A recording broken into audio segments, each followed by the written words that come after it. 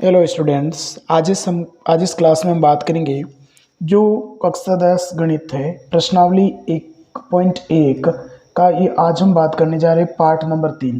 पहले पार्ट में हम पहले 1 और 2 प्रश्नों को देखा था। दूसरे पार्ट में हमने 3 व 4 नंबर प्रश्न को देखा था। आज हम शुरुआत करेंगे पार्ट नंबर 3 में प्रश्न नंबर 6 को। आज इस क्लास में हम प्रश्नावली 1.1 को कंप्लीट कर देंगे। तो शुरुआत करते हैं प्रश्न नंबर 6 से। यहाँ तक 5 प्रश्न नंबर 5 से शुरुआत करते हैं। यहाँ तक हमने कंप्लीट कर दिया था। आज हम आगे बढ़ते हैं। प्रश्न है, जांच कीजिए कि क्या किसी प्राकृत संख्या n के लिए संख्या 6n अंक 0 पर समाप्त हो सकती है। अब इसमें हमें ज्ञात करना है प्रश्न में कि जो प्राकृत संख्या n है, प्राकृत संख्या n के लिए 6n अंक है वो 0 पर समाप्त हो सकती है या नहीं हो सकती है, यह हमें पता करना है। तो देखो, माना कि n प्राकृत संख्या, इस प्रश्न को सॉल्व करेंगे। माना कि प्रश्न को सॉल्व करेंगे।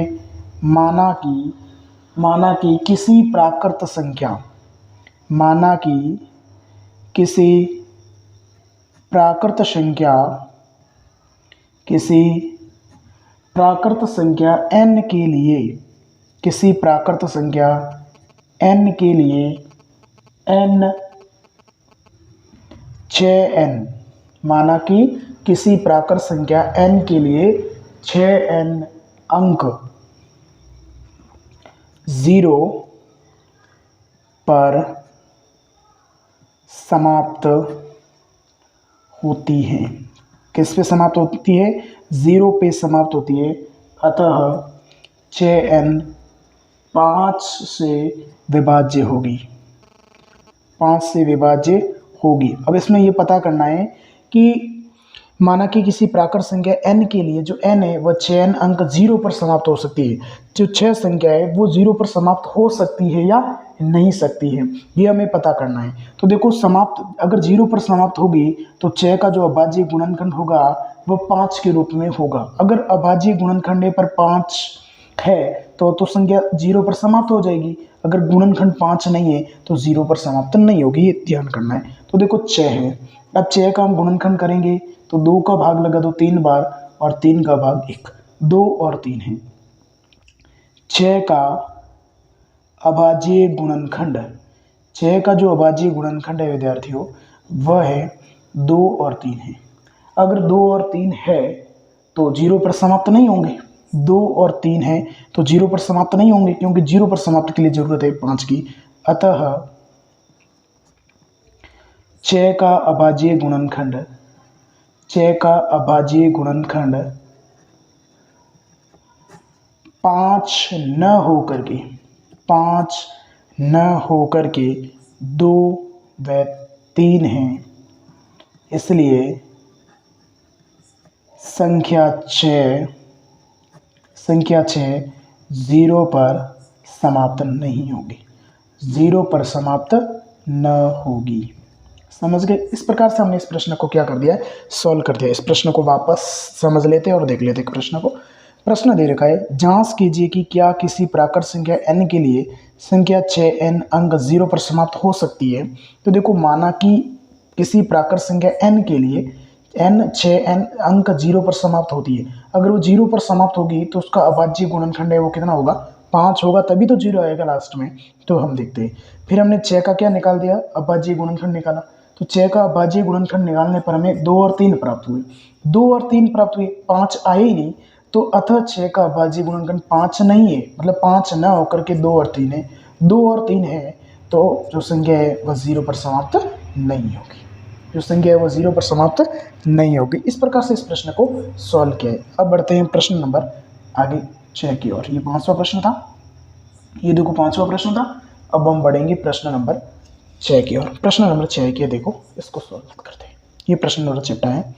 प्रश्न दे रखा है, व्याख्या कीजिए 7 गुणा 11 गुणा 13 प्लस 13 और 7 गुणा 6 गुणा 5 गुणा 4 गुणा 3 गुणा 2 गुणा 1 प्लस 5 भाज्य संख्याएं क्यों है। ये भाज्य संख्या तो है, क्यों है? अब भाज्य संख्या का मतलब इसका गुणज होना जरूरी है।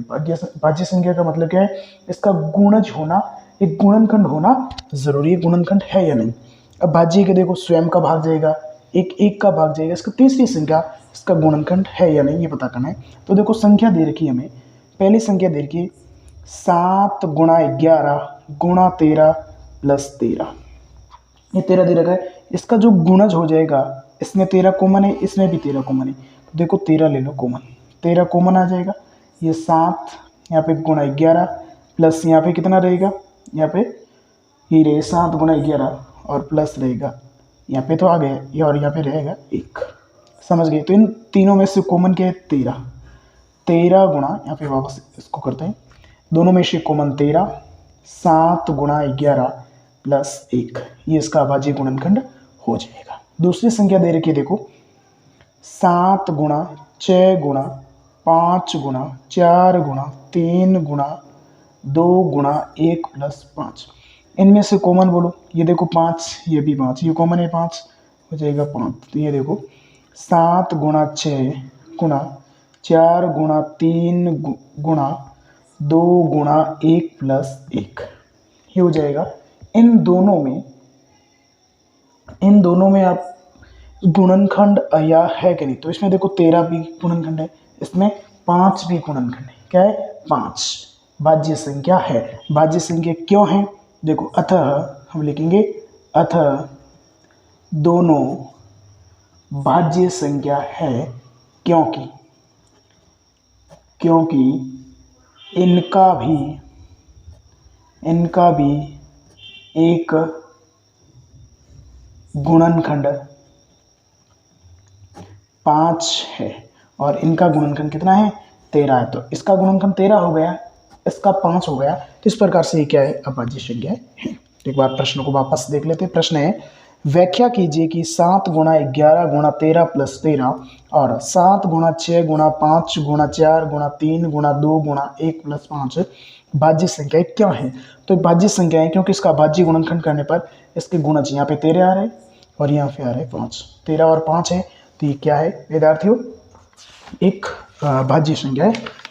अब प्रश्न नंबर 7 या 8 की ओर बढ़ते हैं। ये देखो प्रश्न नंबर है, यहाँ पे प्रश्न दे रखा है किसी खेल के मैदान के चारों ओर एक वृत्ताकार पथ है। एक खेल का मैदान है और मैदान कैसा है वृत्ताकार है।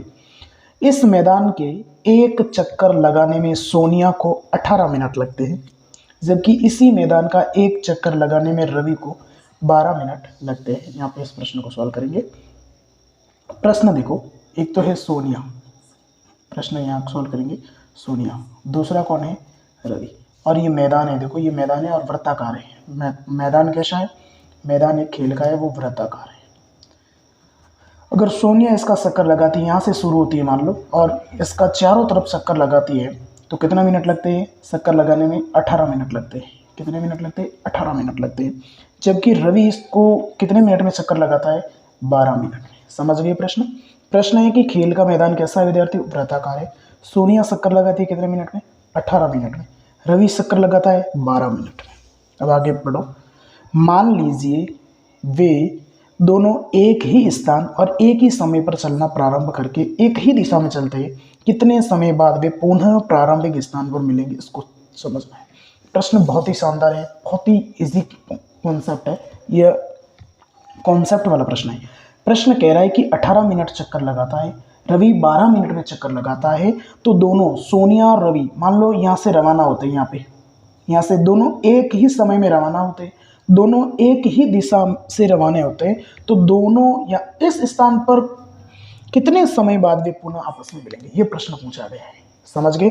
तो अगर ऐसा प्रश्न पूछा जाता है तो हमेशा आपको क्या क्या निकालना है, इन दोनों संख्याओं का एलसीएम निकालना है। क्या निकालना है विद्यार्थियों, एलसीएम निकालना है। क्या निकालना है, एलसीएम निकालना है। प्रश्न समझ लो। सोनिया इस खेल के मैदान का 18 मिनट में चक्कर लगाती है, रवि 12 मिनट में लगाती है, तो दोनों एक ही समान समय रवाना हो गए और दोनों एक ही दिशा में रवाना हो गए, तो दोनों कितने मिनट के बाद कितने समय के बाद मिलेंगे, ये प्रश्न है ना। तो आपको एलसीएम निकालना है। किसका निकालना है, 18 का और दूसरा 16, ये दो संख्या है, दोनों का एलसीएम निकालना है। तो हम करेंगे विद्यार्थी गुणनखंड। क्या करेंगे, गुणनखंड। 2 का भाग लगा दो 18 में 9 बार, 3 का भाग लगा दो 3 बार और 3 का भाग विद्यार्थी 1 बार। 16 देखो, 16 का गुणनखंड 2 का भाग लगा दो 8 बार, 2 का भाग 4 बार, 2 का भाग 2 बार और 2 का भाग विद्यार्थियों 1 बार। तो देखो 18, 18 का गुणनखंड है 2 गुणा 3 गुणा 3, 16 का 2 गुणा ये 2 है और 2 गुणा 2। निकालना एलसीएम, एलसीएम बड़ी घात हो जाएगी, 2 इसमें 1 बार, इसमें 4 बार है ना, तो बड़े ये है ना तो 4 बार लिखेंगे इसको, और 3 इसमें 2 बार है तो इसको 2 बार लिख दो। अब देखो 3 तारी 9, 92 18, 18 दूना 36, 37 गुणा 72, 72 गुणा 2 144। 1 मिनट रुको, थोड़ी सी इसमें गड़बड़ हो रही है। 12 और 18, सॉरी रुको, यहाँ पे 18 है और ये 12 है, ये 16 नहीं है। इसको प्रश्न ये 12 है ना, तो 18 और 12 का एलसीएम निकालेंगे। इसमें 18 का गुणनखंड तो 2 गुणा 3 हो जाएगा, और ये 12, 12 का 2 का भाग 6 बार, 2 का भाग 2 बार 3 बार, ये 12 का देखो यहाँ पे 12, 2 का भाग 6, 2 का भाग 3, 3 का भाग 1। अब देखो एलसीएम निकालना है बड़ी घात, इसमें 2 1 बार है, इसमें 2 बार है, तो 2 गुणा 2, इसमें 3 2 बार है ना, तो 3 गुणा 3, 3 तरी 9 और भिन्नम 18, 18 दूना 36। तो कितने मिनट बाद मिलेंगे दोनों? 36 मिनट के बाद रवाना हो जाएंगे। समझ गए? तो इस प्रकार से हमने इस प्रश्न को क्या कर दिया है, सॉल्व कर दिया है विद्यार्थियों।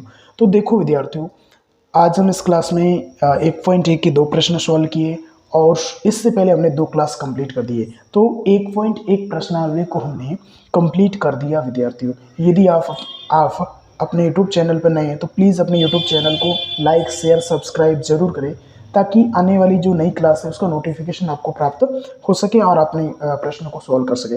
अगली क्लास में हम शुरू करेंगे प्रश्नावली 1.2 को। थैंक यू, धन्यवाद।